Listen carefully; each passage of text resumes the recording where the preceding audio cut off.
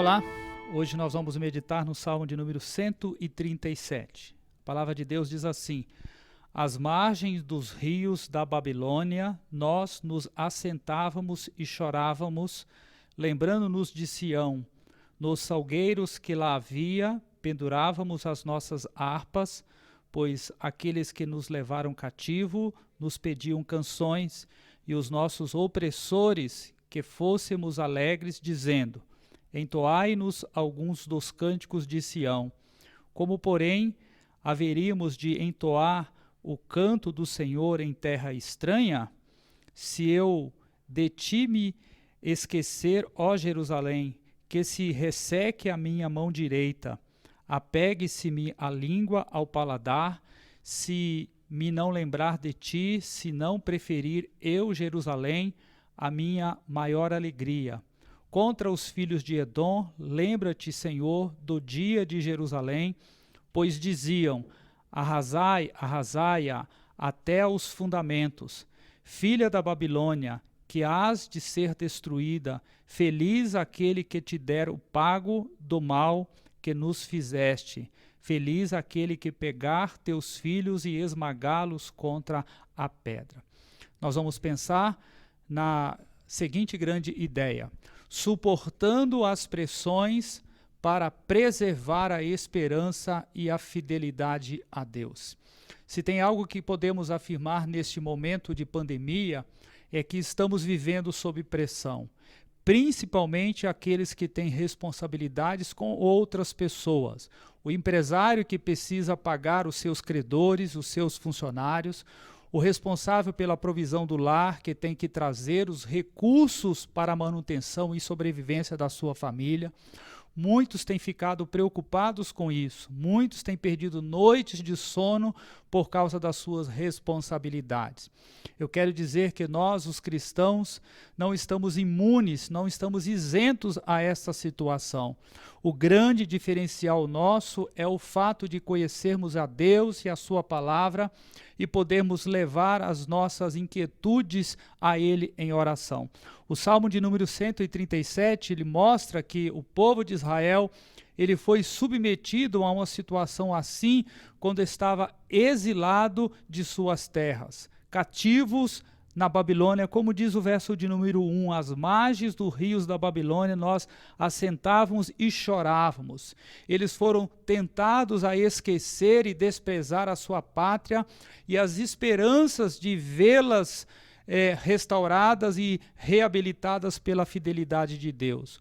O tom saudosista do Salmo, usando expressões como e se eu, dos versos de número 4 e verso de número 5, indica que ele foi escrito um bom tempo depois do início do exílio, no ano de número 605 a.C.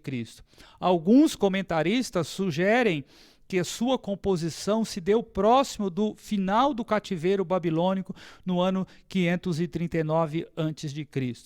A fim de preservar a fidelidade a Deus e as esperanças de retornar à terra da promessa, o salmista assume uma postura de resistência às pressões. Nesse sentido, eu gostaria de destacar 3 ações que o fizera resistir a estas pressões. 3 ações para resistir às pressões. A primeira ação, que está no verso 1 até o verso de número 3, é lamentar a adversidade. Quando a adversidade é fruto de erro, aceitar e se conformar com as consequências é o mesmo que aceitar o próprio erro. Esse era o caso dos israelitas, pois estavam exilados por causa do próprio pecado. Eles não podiam culpar ninguém além deles mesmos. Por isso, olhar para o exílio e não lamentar significava revelar o pecado que cometeram e deixar de buscar a restauração. Mas o salmista, ele não age desse modo. Ele lamenta a sua condição, olhando para a pátria com saudades. Como ele diz, como já citei no verso de número 1, às margens do rio da Babilônia, nós assentávamos e chorávamos, lembrando-nos de Sião. Tenho visto a manifestação de muitos irmãos dizendo da saudade que estão tendo de estarem juntos congregando e adorando o Senhor, algo que tínhamos com toda a liberdade e às vezes não prestigiávamos como algo que deveria estar em primeiro lugar nas nossas vidas. Temos a tendência de valorizar algo quando justamente perdemos. Então, o desejo do povo de Israel era nunca ter deixado Israel. E o fato de estar ali na Babilônia, no cativeiro, longe da sua terra natal, para eles era motivo de muita tristeza. Surpreendentemente, a iniciativa do povo da Babilônia era no sentido oposto. Em vez de fazerem os judeus sofrer como escravos indesejados em sua terra, os babilônicos os convidavam a se alegrar. Verso 3 diz assim: pois aqueles que nos levaram cativo nos pediam canções, e os nossos opressores que fôssemos alegres, dizendo: entoai-nos alguns dos cânticos de Sião.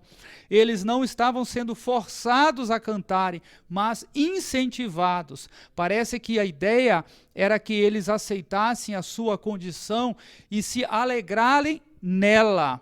A adaptação é uma palavra-chave, como acontece com pessoas que são mutiladas e têm de se adaptarem à sua nova condição. É o que estamos tendo de fazer nesses momentos de pandemia. Mudarmos a adoração ao Senhor do templo, o prédio, para os nossos lares. Local este que deveria ser, na verdade, o centro de toda adoração a Deus. O ponto inicial para servirmos ao Senhor deveria e deve ser sempre o lar. É como se os babilônicos lhe dissessem: não está na hora de se conformar e de trocar ou de tocar a vida?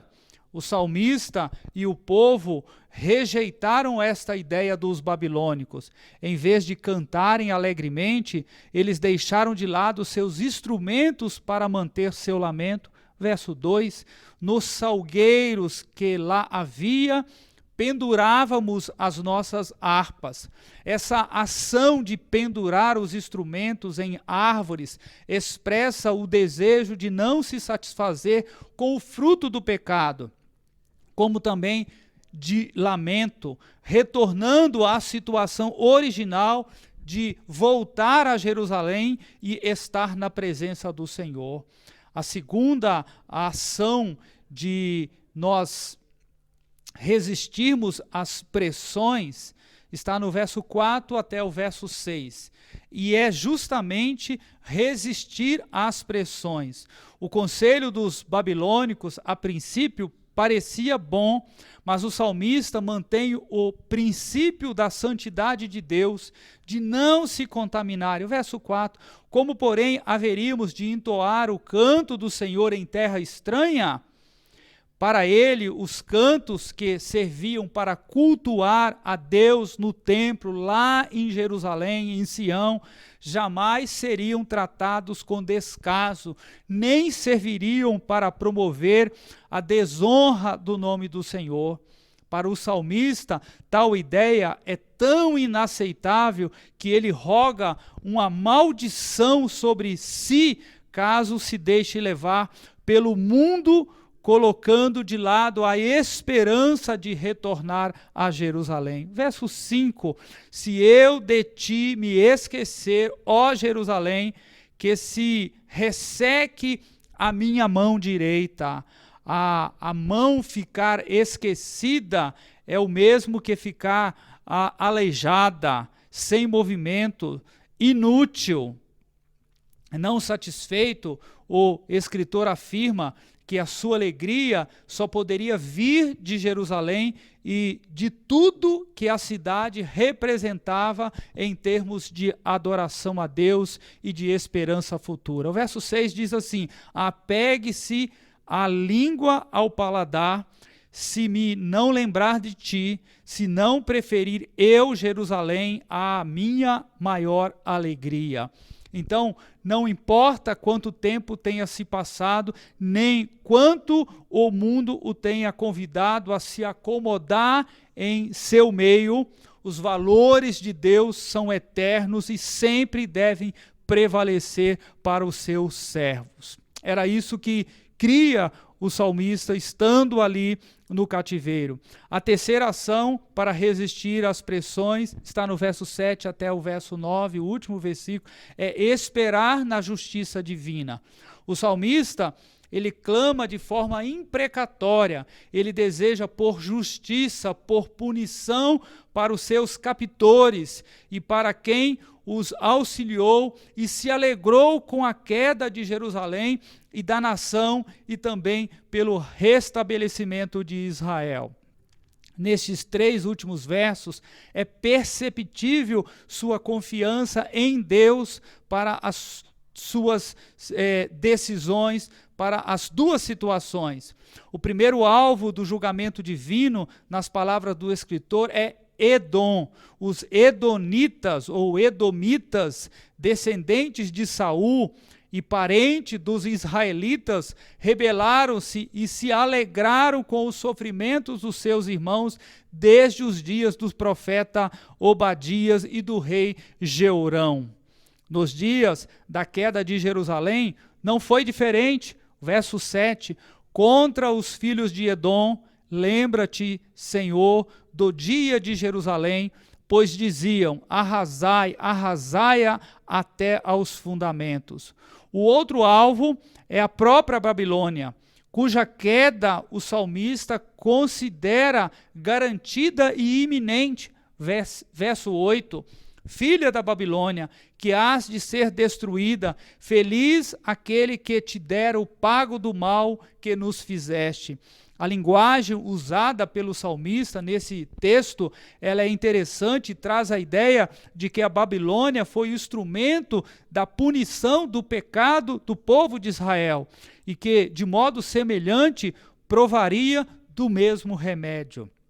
Entretanto, sobre ela o escritor prevê cair a mão punitiva do Senhor em um grau avassalador que não pouparia ninguém.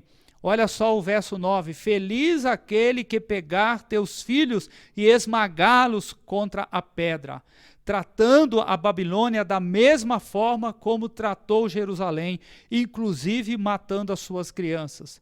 O salmista põe toda a sua esperança no dia da justiça de Deus. Poderíamos encerrar citando uma frase que aparece em programas de TV, dizendo que qualquer semelhança com a vida real é mera coincidência. Não é coincidência a grande semelhança entre o clamor da Babilônia aos israelitas cativos e o clamor do mundo àqueles que creem em Cristo. O mundo, assim como os babilônicos, tem convidado os crentes a se adaptarem ao mundanismo, dizendo que a alegria longe do Senhor não há. A palavra de Deus nos encoraja a resistirmos bravamente ao mundo e ao diabo para não tomarmos a forma do que é mal e do que é perverso. Hebreus 12:4 diz assim, ora, na vossa luta contra o pecado, ainda não tendes resistido até o sangue.